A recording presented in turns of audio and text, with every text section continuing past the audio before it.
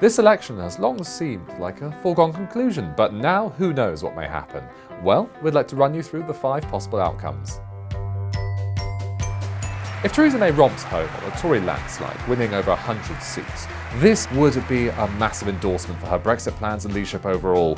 The Liberal Democrats would be routed, Tim Farron having to resign and cause a leadership election of his own. Jeremy Corbyn would try to cling on, but indeed Labour would have to have their own election contest in the end.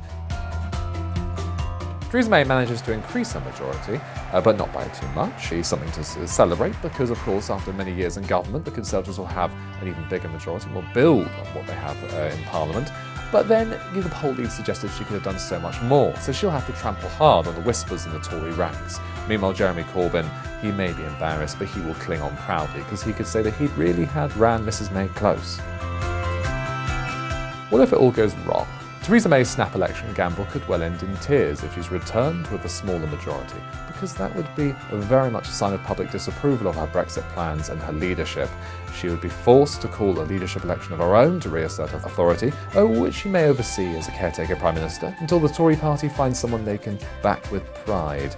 Meanwhile, Jeremy Corbyn will take this as a sign of the humiliation and a bloody nose he's given the government, and he would be impregnable as Labour leader.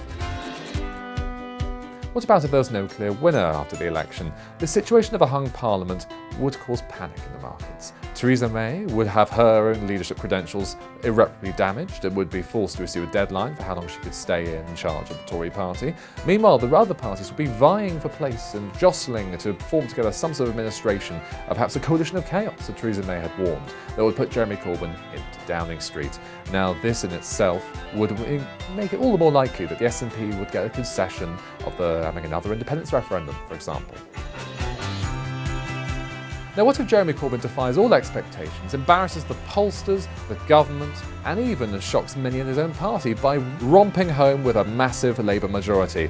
Now, he would be triumphant, and this would stun the markets because they wouldn't know how to react. On the one hand, there would be an even greater chance of a softer Brexit, given his lack of enthusiasm for Theresa May's plans, and they may then look more kindly on the pound. On the other hand, they may panic because they would remember how much trouble he has had as Labour leader, so would think that he would be leading a basket case of the government, and so the instability would be all the greater.